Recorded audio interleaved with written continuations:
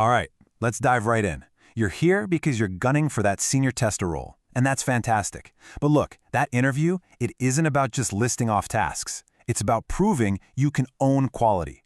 So today, we're going to flip a switch in your brain, moving you from just doing the work to actually leading it. Our goal is to have you walk into that room looking like the senior they need right now. See, in your interview, they're not scanning for a good tester. They're hunting for a senior. And this slide, this is the whole game right here. On the left, you've got the reactive stuff, entering bugs, following a checklist. Totally fine. But on the right, that's proactive. That's a senior. You're not just supporting, you're assisting. You're not just entering bugs, you're vetting them, making them better. This shift from reactive to proactive, that is the secret sauce we're going to talk about today. So yeah, our mission today is pretty simple. We're going to get you thinking and talking like a senior leader. We'll hit the big pillars of what that means, and then we're going to throw you a curveball, a real-world scenario, so you can walk in there with total confidence, ready to prove you're the one for the job. Okay, let's start with pillar number 1, the database. This is your turf. This is where the difference between a tester and a senior is just impossible to miss. Look, anybody can log a bug. A senior, though? A senior knows that that database isn't just a to-do list. It's the project's heartbeat. It's the single source of truth, and your job is to be its guardian. This quote says it all. It's not about the quantity of bugs you find. It's about the pristine quality of every single entry in that database, whether it's yours or someone else's on the team. You're the gatekeeper. You're the one who makes sure that when the client or a producer looks at a bug, it's perfect, clear, accurate, and ready to be worked on. So, how do you actually do that? You live by this 4-step process. You're constantly reviewing the team's entries. You're editing them, not just for typos, but for absolute clarity. And then, step 3, this is the big one. You investigate deeper. This isn't just checking boxes, my friend. This is a full-on quality control loop for the whole team. You're the final stamp of approval. And that brings us right to step 3. We call it gray box investigation. A junior tester says, hey, this is broken. A senior tester says, hey, this is broken, and I've already used our tools to find a clue as to why. You're using help desk tickets, you're digging into the management software, you're not just flagging a problem, you're kickstarting the solution. Okay, let's level up. Pillar number 2, strategy.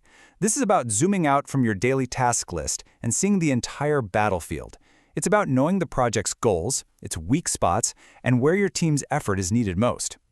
And here's the absolute truth about that. Your managers, they need partners. They don't just need people who can check off tasks. They're juggling a million things with limited time and people. Your input from the front lines is pure gold. You're the one who can tell them where the real fires are, helping them make those tough strategic calls. Now listen up, because they are going to hit you with this in the technical interview. Be ready. You need to explain how you go beyond your own list. Have examples ready. Talk about how you'd give input on a test plan, how you'd help prioritize based on what's going to make the biggest splash, and how you keep your supervisors in the loop on what the team can realistically handle. You can be the most brilliant technical tester on the planet, but if you can't communicate, you can't lead. It's that simple. This third pillar, it's all about clarity. It's about making sure your words have an impact and move the project forward. So let's start with how you give instructions. I mean, just look at the difference here. It's night and day, right? Check the new build on the left. That's a recipe for wasted time and missed bugs. But the instruction on the right, it's a surgical strike. It's precise, it's actionable, there's zero confusion. As a senior, delivering that level of clarity on the right, that's your job every single time. Now what about when you're in a meeting with a client? Your role here takes discipline. You have one primary job: be a sponge. You listen, you absorb, you process.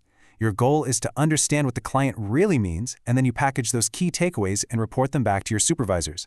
What you don't do is make promises or decisions. That shows you respect the chain of command. All right, enough theory. Pop quiz hotshot. We're about to drop you into a pressure cooker, a scenario that you will 100% face as a senior. This is where all 3 pillars, your database skills, your strategic mind, and your communication all have to come together.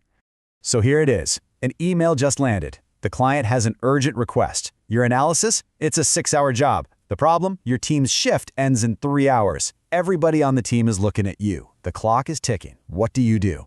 Think. What is the very first thing you do? Your gut reaction might be to yell, "Okay, everyone, let's get started." But that's a reactive, tester move. What does a senior leader do first? What's that one critical move you make before a single person starts working on this new task? Okay, and remember, this isn't a problem for you to solve all by yourself. Communication is everything here. So who are you talking to, and, this is key, in what order do you talk to them? The sequence here can make all the difference. Right, so when you get your supervisor on the phone, you can't just drop this bomb in their lap and say, "What do we do?" You have to go in with a plan. You have to explain your strategy. What are you going to tell them? What data, what logic are you going to use to back up your recommendation? Okay, here's the playbook. This is the professional, senior-level response. First, you assess. You get it. Then, you immediately communicate up to your supervisor. But notice, you don't just present the problem, you present the resource conflict. And then, you propose solutions. You give them options. You're not asking for orders, you're helping them make an informed, strategic decision. This protects your team, it respects the client, and it shows you're a leader. And by following that process, see what you did? You took a chaotic, stressful situation and you created an orderly, professional plan. You proved you can think on your feet, you can think strategically, and you can lead with integrity. You didn't just do a task, you solved a complex problem. That is the entire difference. So in the end, it all comes down to that one simple word: ownership. Owning the database's integrity, owning a piece of the strategy, owning the clarity of communication. You need to walk into that interview ready to prove that you're not just a great tester, you are the leader they need to own quality. You've got this. Now go nail it.